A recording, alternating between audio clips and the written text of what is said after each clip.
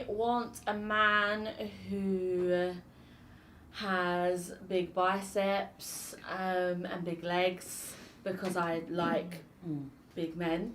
But that might not necessarily be what I need.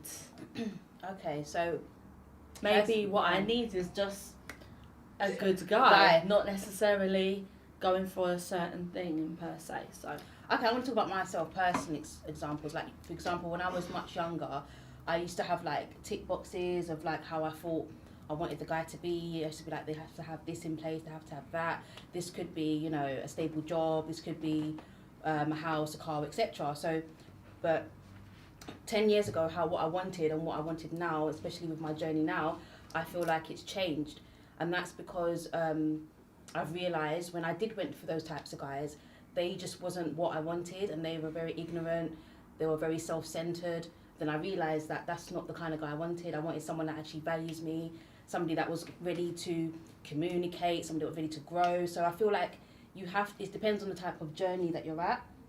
Within myself, I went through like a spiritual journey, so I knew that the kind of guys that I used to want and attract, I don't want those anymore. So, and I wanted somebody that was just open, someone that's ready to grow, that's somebody that's ready to be honest and just communicate. Like, it's just the simple, basic stuff. So yeah, I feel like sometimes what we think we may want is not what we need. What I need is someone that's you know, ready for the growth. That's somebody that wants to build together, that's really done with the crap, and you know, just like talking to other people. Look, I'm on this, are you on it? Let's go. Do you get what I'm saying? So I'm at that stage where that I'm just want to kind of grow and build with somebody and just see where that takes us. So I do think you need to know yourself and know what you want, and also communicate with the person as well to see where they're at as well. Do you see what I'm saying? Because it's all about just making sure you make the right decisions, and not about everybody else. It's about yourself and about what you want and what you need and what's best for you. So for me right now, it wasn't always like that, but I felt like I had to, with my partner, he didn't come ready made. I had to kind of grow.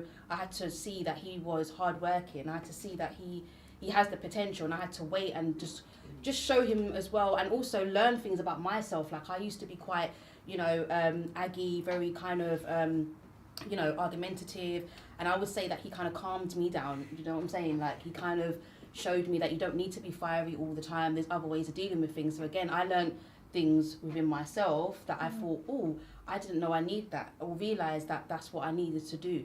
So again, it takes a certain type of individual, and you do have to also step out your comfort zone as well to match that. So for me, I felt like, you know, being honest and communicating and saying what it is that I want and what I would like in my future, to be able to grow and be the place where I'm at now. Okay. You see what I mean? Yeah. So yeah, it depends on the person. Yeah. I think it's a lot about fairness. I think people tend to think that life is fair, and it's not. So it's like, oh, well, I want this. It's like, you're not necessarily going to get that. Do you know what I mean? Like, I think we give ourselves unrealistic expectations, and then we build a story around that expectation. Do you know what I mean? And I think women do that more so than men.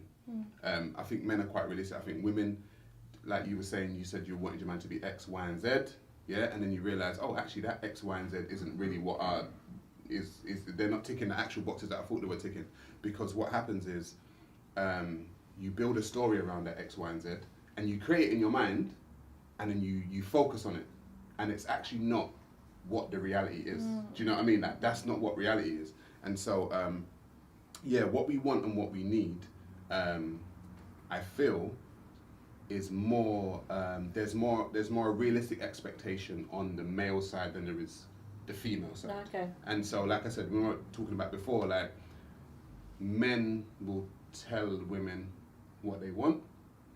Women will tell men the fairy tale. This is what I expect. And it's like, that's not realistic. Like, that's actually not realistic. Like, and it's like, okay, so I got to the point in my life where when women would come with that, I'd be like, you know what? Go find him. Okay. Go find him. Yeah. Let me know what you find. Yeah. And then, you know what I'm saying? Like, go find him, because I'm not him. Yeah. And I'm telling you, most of those women came back like, hi. And I'm like, you didn't find him, did you? Because he doesn't exist. Do you know what I mean? It doesn't actually exist. The guy that you've created in your head doesn't actually exist. So yeah, I think it's about what your expectations are over what the fantasy is that you create in your head. I like that. Yeah, I like that too. Yeah.